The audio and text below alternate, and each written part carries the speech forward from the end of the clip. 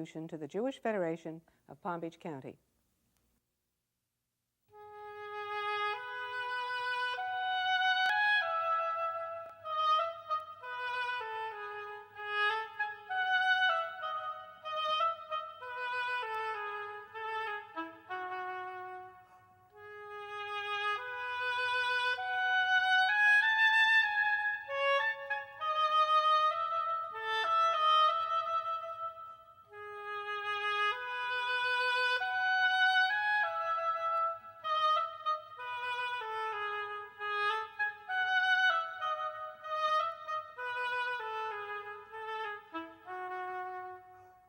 Hello, my name is Barbara Gordon Green. On behalf of the Jewish Federation of Palm Beach County, I'd like to welcome you to our program, Mosaic.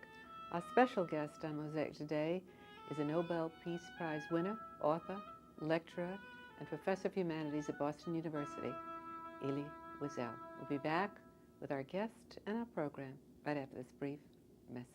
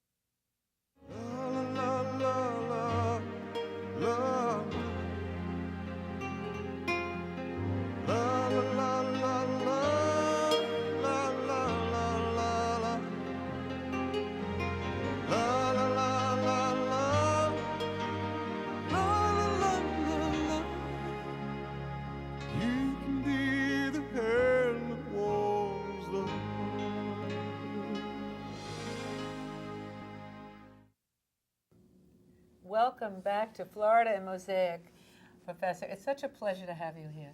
Thank you. Really. You know, I'm going to open with a quote that you said, I can't remember how long ago, but I believe that a person who is indifferent to the suffering of others is complicit in the crime, and that I cannot allow, at least for myself. This sense of concern about indifference to evil, indifference to suffering, is that the epicenter really of your life? It has become the most important element in my work. In my fourth book and third novel called The Town Beyond the Wall, I described the bystander. At that time I divided categories in three: the perpetrator, the victim, and the bystander, the spectator as I called him.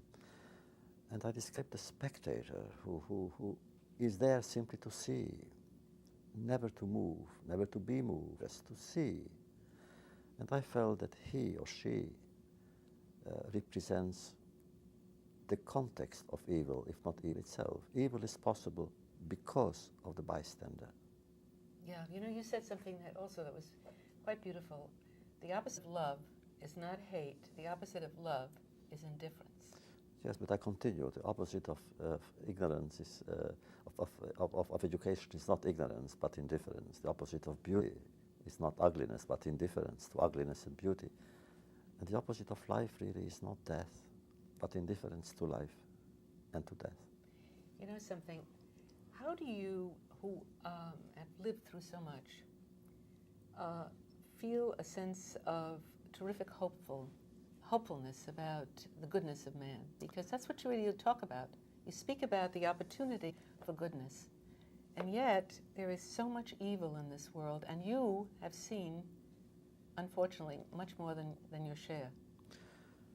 Well, the choice that we had after the war is either to say, it's enough, we owe nobody anything, and now we can live and laugh and love and drink wine and eat and go to concerts and the hell with everybody else. It's a choice. We have paid our price. Or to say just the opposite. It is because of what we went through, we must try to help those who suffer today. I cannot say because of my suffering, which has been excessive and incommensurate, others should suffer or are allowed to suffer. On the contrary, it's because we suffered. We don't want others to suffer. But then I rarely speak of my suffering. I speak of the people suffering. Now, you're concerned not only with what's happening in Israel and with Jewish people, but every evil and every injustice in the world, whether it be Indians, whether it be in Cambodia, it doesn't make any difference. You anguish and speak out against all of that. I do, but I'm honest in my own evaluation and my own pronouncements. In my novellas, I said, I hope you don't give me the prize for the wrong reasons. My priorities are Jewish priorities. Jewish fears are my fears. Jewish concerns are mine. But they are not exclusive. Of course, as a Jew, I must pay attention to whatever is happening to my people, to my community. It would not be human if I were different. But they are not the only ones. And therefore, when I said that if anyone suffers in the world, and I know about it, I must do something about it. Yeah. Look, if a person falls in the street and is a victim of an accident even, I am not looking for his or her ID. I'm supposed immediately to come and help and call for a doctor and ambulance.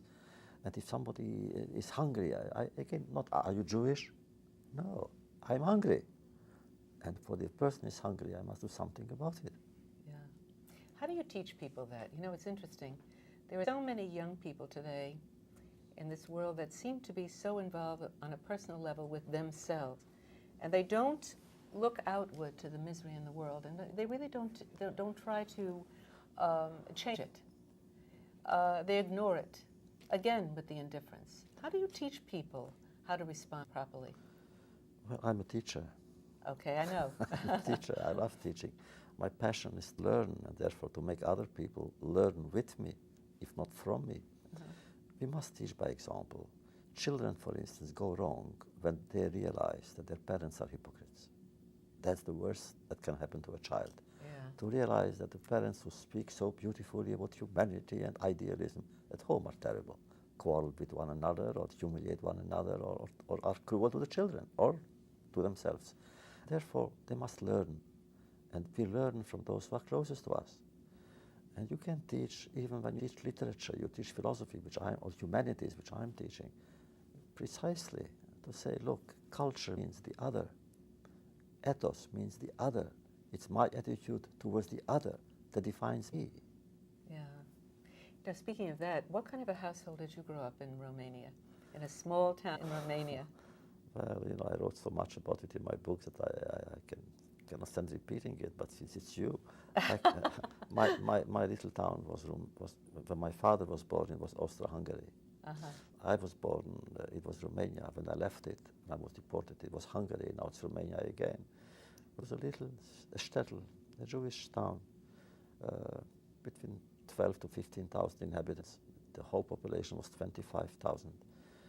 And the Sabbath was a real Sabbath. Even almost the Christian shops were closed because there was no business there.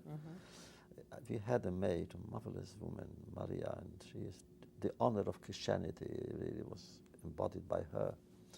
And she spoke Yiddish. She knew the Jewish laws of Sabbath and Passover and Yom Kippur. She knew the Jewish law. So therefore, my childhood was a very inspired childhood. Of course, in the 30s, we heard about anti-Semitism in Germany, and in Romania itself, there were anti-Semitic Nazis, fascists, the Iron Guard, as they were called, and they would beat up Jews, sometimes kill them. But I was secluded. I lived in my study. I spent my entire life really as a child and as a lesson at home, studying, nothing else. You grew up in a religious home. Very religious. I come from a Hasidic background, and I remain a Hasid to this day. To this day? Sure. Once a Hasid, always a Hasid. When did you know you wanted to be a writer? Oh, I knew I was writing when I was very young. I wrote, Really? When I was around, my passion was really to write commentaries on the Bible. And I wrote a notebook, a whole commentary on the Bible. And when I came back 20 years after I left my town, I found the notebook. Did you really? Yes, in the synagogue where they had all these books, including my own there in dust. And I found it. Well, it's not worth publishing. I'm not very proud of it, but I'm proud that I found it. Yeah. So I knew I would write. I liked writing. Why? Because I liked reading. Yeah. I'm a great reader, better than a great writer.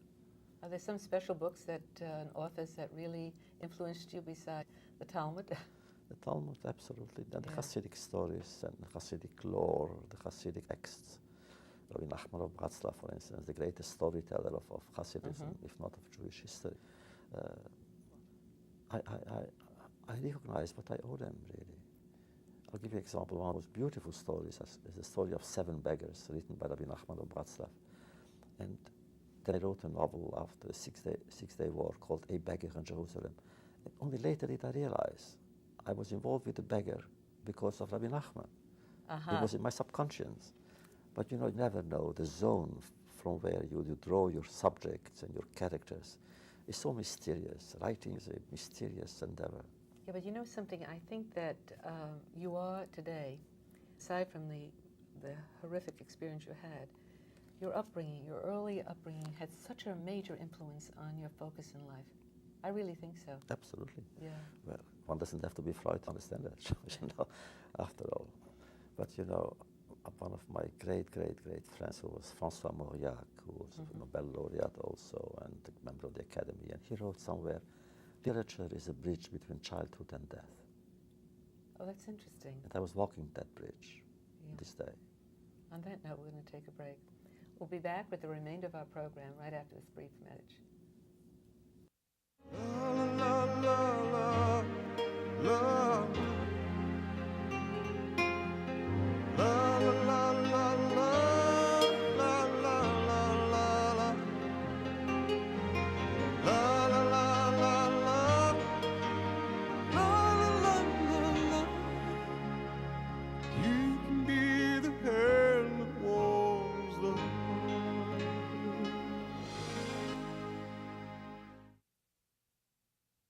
How often do you have a chance to leave this world better than you found it? We are each responsible for the other. This is a tzedakah box. If you could package compassion, it would come in a box like this. There's hope in this box. When you give, you're the one who gets the gift. Put a little something in the box. Do the right thing. Feed the pushki.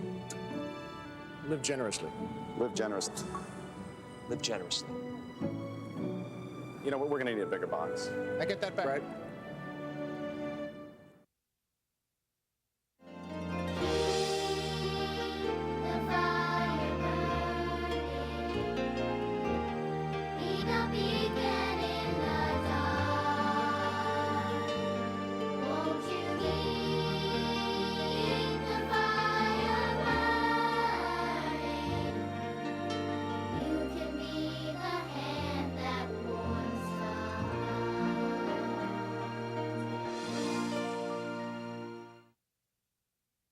Welcome back to Mosaic. Prior to the break, I was talking with Professor Wiesel about his background. He grew up and the influence that his background and upbringing had on his writing and his focus in life, in a sense. You know something, Professor? It took you 10 years to write the book called The Night after you got out of Birkenau and Auschwitz. And why did it take 10 years? Oh, I decided really in 1945. I made a vow to wait 10 years. Why 10? Could have been 7 or 14. No, but why the distance? Oh, the distance. To be sure that the words I use are the right words. I wasn't sure I would find the words. And to this day, I'm not sure I did. But I wanted to be sure that the purity of the word will be there. And I was waiting. And the only way to attain that purity is through silence. So I wanted every word to be enveloped, wrapped by and in silence. I just published a novel called The Time of the Uprooted, and I speak about that, although it's a novel, about the language, attitude towards language, after all. language is sacred. God created the world with language. So, and what you're saying is that in order for you to have the right language, you had to separate yourself from, with a period of time, to be able to express what you really felt? Is that what you're saying? No, the experience remained as close, as vivid, as poignant as the first day, Okay. even more so, Yeah. with the time passing. No, the words, a distance from the word, that to take, after all, we are using everyday words. Yes. For an extraordinary... Exactly, for an event and for an experience that transcends language. So how do you combine that paradox? How do you reconcile that contradiction? Yes, and on the other hand, you know, you in the book, I think it was Grisha.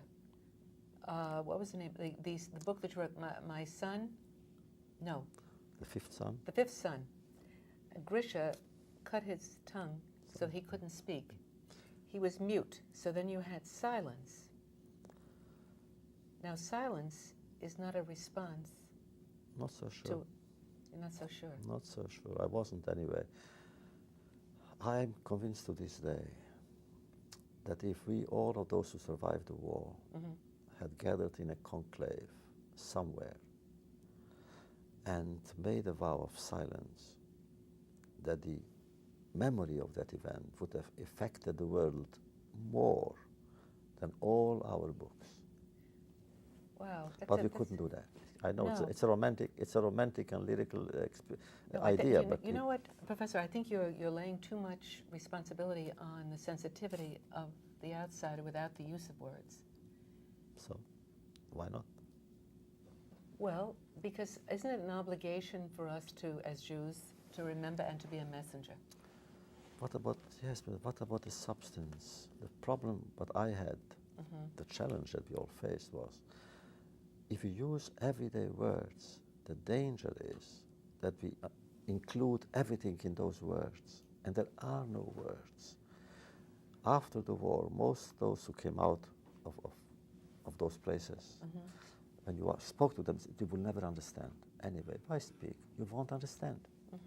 And yet there were words, but because of the words became an obstacle rather than a link.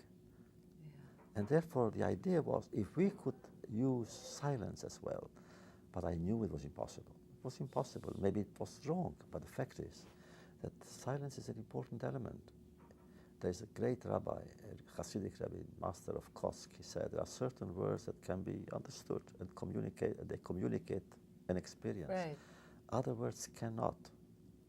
And then the only way to communicate is silence. He believed in silence. You know, it's an interesting point, because actually, but I will tell you, there is no way that I can understand the horror of what you went through. But I can only tell you, Professor, that when I read Night, and I've read it many times, I can't sleep at night. The intensity of the experience is translated with words. Now, if there were just blank pages there, even if I wanted to make the leap, I couldn't. At least at this point, I make a small leap. Do I make any sense to you? Absolutely, but you should also remember that whatever I said there is only the beginning. Yeah. It's only a spark of the fire. The fire is unseen, but it's there. At any rate, after you won the Nobel Prize, you and your wife Marion set up a foundation. And share with our viewers, first of all, the purpose of it and what took place in terms of the conferences that you subvent and bring together. Well, Marion and I decided to have a foundation, meaning to do something with because otherwise, why? It's a great honor, the greatest honor in the world, it's true. But if you don't do anything with it, then you're not even As a worthy. Nobel Prize You're winner, not even yes, worthy yeah. of it. And the Nobel Prize is true. It's a key. You can open any door with it. You can see anyone you want to meet. Afterwards, when you leave, who knows what's happening. But the fact is you can.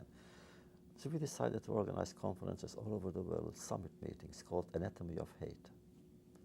What is hate? How does one produce hate? And once hate is there, what can we do to erase it, to vanquish it, to disarm it? And therefore we had conferences in Oslo and in Stockholm and in Petra. and Petra, that's later on this year. and not in Stockholm, in Moscow, and in Hiroshima. We called it there the future of hope, all over the world. And then one day my wife in Israel, she said, you know, all these intellectuals come and speak and speak and speak, and they don't do much. And therefore we created actually 2 centers for Ethiopian children. We take care of 8,000 Ethiopian children in Israel.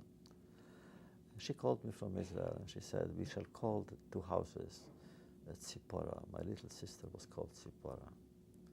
And because she, you know, when She died along with your mother and father. I had tears, I couldn't speak because. Yeah. So to this day, this is one of our projects that we have.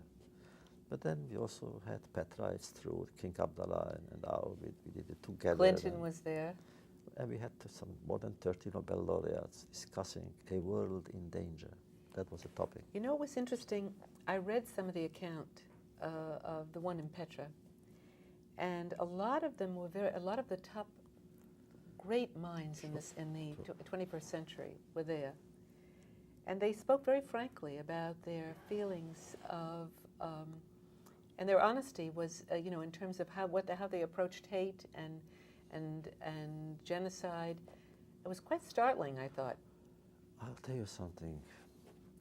Can you imagine, for 3 days we were there, the greatest minds and so forth. Never has a word been said against Israel. Not one. Really? After all, to have in an Arab country, Muslim country, but still the King Abdullah is a great man. He's the best, I think the best we have in the Arab world. But can you imagine, people from all over the world came and we discussed a world in danger after all. That was the topic.